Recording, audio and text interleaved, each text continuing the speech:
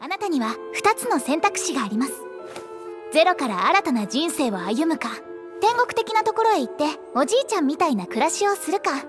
実は天国ってのはね、あなたたちが想像しているような素敵なところではないの。テレビもなければ漫画やゲームもない。そもそも肉体がないんだから、エッチい方だってできないし。 Why you should not want to be Isekai'd. Konosuba, RE0 or ReZero, the time I got reincarnated as a slime, and Sonic X, according to Google, are examples of anime that revolve around the idea of Isekai. According to Wikipedia, Isekai literally means different world in Japanese. Isekai itself, in the context of light novels, manga, and anime, is a subgenre in which characters that are not familiar with this world are transported into said world, reincarnated, teleported, or just transported in general. I've seen a lot of memes about people wanting to be isekai, probably because they want to date best girl, or they want to date this person, or go on adventures, have a different life.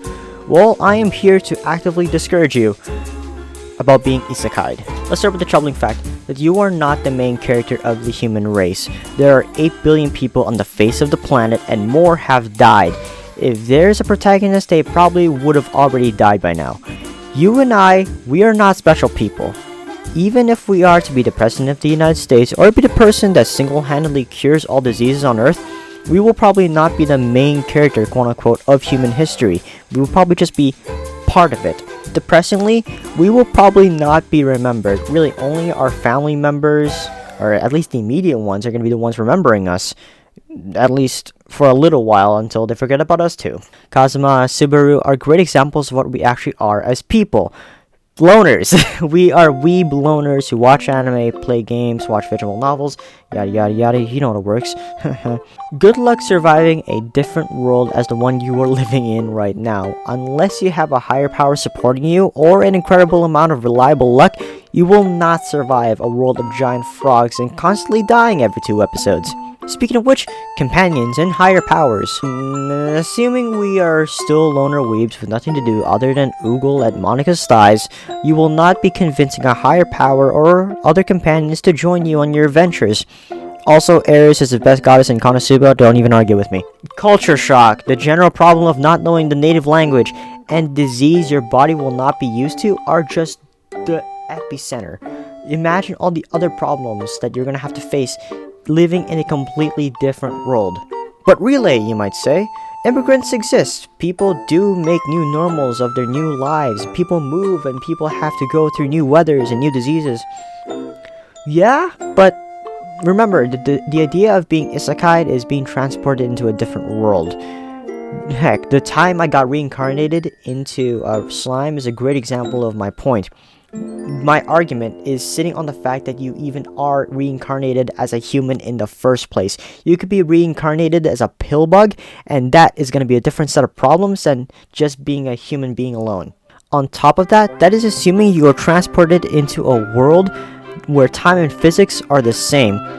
Heck, you could be transported into a world where physics and time don't exist. You can just live in a universe where nothing exists. That's even assuming you will meet with Miss Waterass over here.